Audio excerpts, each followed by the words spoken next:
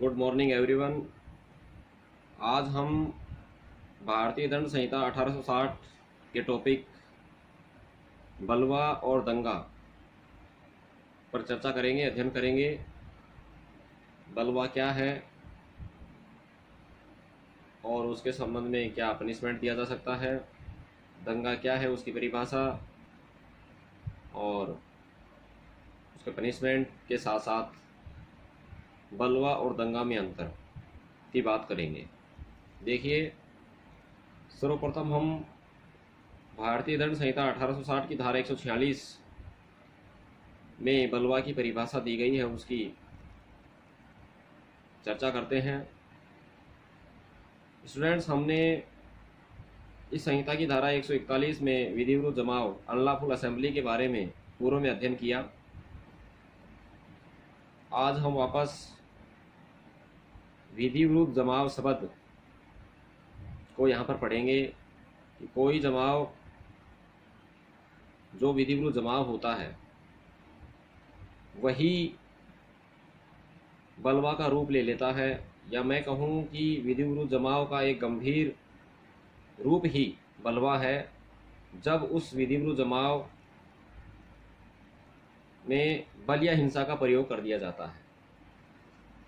सरल शब्दों में बात करें कि जब विधि विरुद्ध जमाव द्वारा या उसके किसी सदस्य द्वारा उस जमाव के सामान्य उद्देश्य को अग्रसर करने के दौरान बल या हिंसा का प्रयोग किया जाता है, तो ऐसा जमाव का हर सदस्य बलवा करने के अपराध का दोषी माना जाएगा। देखिए स्टूडेंट्स, विधि विरुद्ध जमाव के लिए हमने पूर्व में पढ़ा था कि कम से कम 5 व्यक्ति के होने आवश्यक है, कि 5 या अधिक व्यक्तियों के जमाव को विधि विरुद्ध जमाव कहा जाता है यदि उस जमाव के सदस्यों का सामान्य उद्देश्य धारा 141 में जो उद्देश्य दिए गए हैं उनके अंतर्गत आता है। तो इसके साथ साथ में सामान्य उद्देश्य की बात करें तो इसके संबंध में इस संहिता की धारा 149 में प्रावधान दिया गया है, वह आप वहाँ से अध्ययन कर सकते हैं।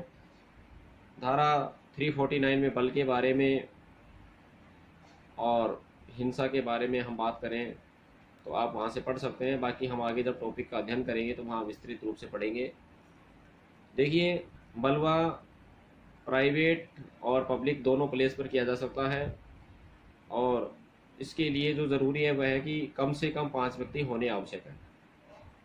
तो 5 व्यक्तियों का जमाव है और वह जमाव या उसके किसी सदस्य के द्वारा उसके सामान्य उद्देश्य को अग्रसर करने के दौरान बल या हिंसा का प्रयोग किया जाता है, तो माना जाता है कि उन्होंने बलवा किया। और जो कोई बलवा करेगा वह इस संहिता की धारा 147 के अंतर्गत 2 वर्ष के कारावास या जुर्माना या दोनों से दंडित किया जा सकता है। स्टूडेंट्स, यहाँ पर पर्सन अराइज होता है कि क्या बलवा के अंतर्गत 5 से कम व्यक्तियों को भी दोषी ठहराया जा सकता है। देखिए, सामान्यतः बलवा के लिए कम से कम 5 व्यक्ति होने आवश्यक है। 5 से कम व्यक्तियों को बलवा के अपराध के लिए दोषी नहीं ठहराया जा सकता, लेकिन कुछ ऐसी भी परिस्थिति हैं जिनके अंतर्गत 5 से कम व्यक्तियों को भी दोषी ठहराया जा सकता है। यदि जमाव में कम से कम 5 व्यक्ति थे और उसमें से कुछ व्यक्तियों के नाम की जानकारी हो गई और कुछ व्यक्तियों के नाम की जानकारी नहीं हुई, तो ऐसी स्थिति में 5 से कम व्यक्तियों की दोष सिद्धि भी वैध मानी जाती है। इसके बाद में स्टूडेंट्स, हम धारा 148 की बात करें जिसमें बताया है कि घातक आयुध से सज्जित होकर बलवा करना। जो कोई व्यक्ति है वह घातक आयुध से या किसी ऐसी चीज़ से जिसे आक्रामक आयुध के रूप में उपयोग में लाया जाए तो उसे मृत्यु कारित होने की संभावना होती है। ऐसे चीज से या आक्रामक आयुध से सज्जित होकर बलवा करता है या बलवा करने के अपराध का दोषी होता है तो वह 3 वर्ष के कारावास या जुर्माना या दोनों से दंडित किया जा सकता है। अब हम दंगा के बारे में अध्ययन करते हैं। भारतीय दंड संहिता 1860 की धारा 159 में दंगा के बारे में, एफरे के बारे में प्रावधान किया गया है, परिभाषा दी गई है। देखिए कि जब 2 या अधिक व्यक्ति लोक स्थान पर, पब्लिक प्लेस पर लड़कर लोग शांति में विघन डालते हैं तब कहा जाता है कि वे दंगा करते हैं। इसके लिए कम से कम 2 व्यक्ति होने आवश्यक है।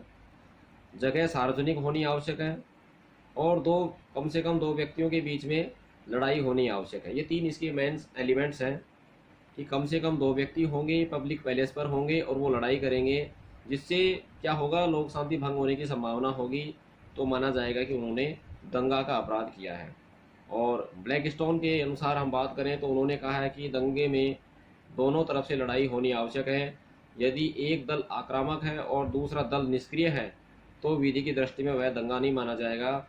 स्टूडेंट्स, इस संहिता की धारा 160 में दंगा के लिए पनिशमेंट की बात की गई है, जो 1 मास तक की कारावास या 100 रुपये तक जुर्माना हो सकता है या दोनों से दंडित किया जा सकता है। अब मैं आपको बता देना चाहूँगा कि आपके प्रतियोगी परीक्षा में दंगा से संबंधित प्रश्न लगभग पूछा जाता है और वो प्रॉब्लम बेस्ड क्वेश्चन होता है। एग्जाम्पल दिया जाता है और आपसे पूछा जाता है।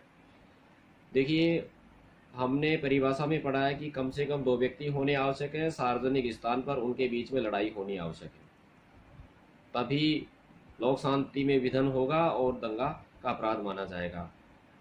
यदि 2 पक्षों में आपस में सार्वजनिक स्थान पर गाली गलौज हो रही है, 2 भाई आपस में एक दूसरे को गाली गलौज कर रहे हैं सार्वजनिक स्थान पर, तो इसमें दंगा नहीं माना जाएगा। दूसरा उदाहरण लेते हैं कि एक पक्षकार दूसरे पक्षकार के ऊपर बल प्रयोग करता है, मारपीट करता है, लेकिन दूसरा व्यक्ति निष्क्रिय होकर उस मारपीट को सहन करता है, तो भी दंगा नहीं माना जाएगा। नंबर तीसरा उदाहरण है कि एक व्यक्ति सार्वजनिक स्थान पर दूसरे व्यक्ति के ऊपर बल प्रयोग करता है, आक्रामक रूप से प्रहार करता है, लेकिन दूसरा व्यक्ति बल प्रयोग कुछ सहन करके और बाद में बचकर निकल भागता है, बिना विरोध किए, बिना प्रतिरक्षा किए और बच के निकल भागता है, तो भी दंगा नहीं माना जाएगा।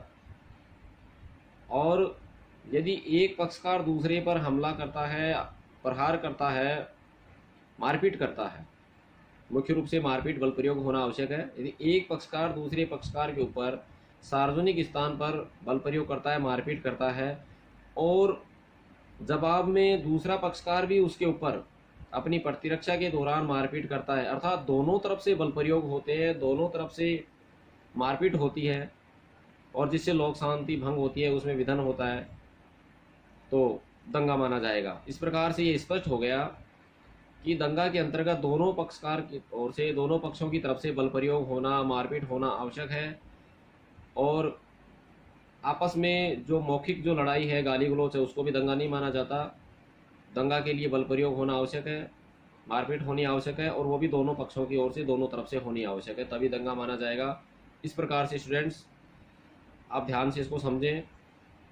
अब हम बलवा और दंगा के बीच अंतर की बात करें तो देखिए, बहुत ही सरल शब्दों में अंतर किया गया है। दंगा सार्वजनिक स्थान पर किया जा सकता है, सार्वजनिक स्थान पर ही होता है, जबकि बलवा सार्वजनिक और निजी दोनों स्थान पर किया जा सकता है। व्यक्तियों की संख्या की बात करें तो बलवा के अंतर्गत कम से कम 5 व्यक्ति होने आवश्यक हैं और जबकि दंगा के अंतर्गत कम से कम 2 व्यक्ति होने आवश्यक है। नंबर 3 अंतर की बात करें तो बलवा के अंतर्गत सामान्य उद्देश्य भी एक आवश्यक तत्व है, सामान्य उद्देश्य का होना आवश्यक है, जबकि दंगा में इस प्रकार का कोई आवश्यक तत्व शामिल नहीं है। इस प्रकार से ये बलवा और दंगा के बीच अंतर की बात की हमने। स्टूडेंट्स, मेरे विचार से आप बलवा क्या है, दंगा क्या है, इनके पनिशमेंट और उदाहरण के द्वारा समझ गए होंगे। आप इस वीडियो को बार बार देखें, सुनें और समझें, आवश्यक हो तो नोट भी करें। यदि कोई सुझाव हो तो कमेंट बॉक्स में लिखें। वीडियो पसंद आए तो लाइक करें, शेयर करें, सब्सक्राइब करें। अगले वीडियो में हम वापस मिलेंगे। आज के लिए इतना ही, धन्यवाद।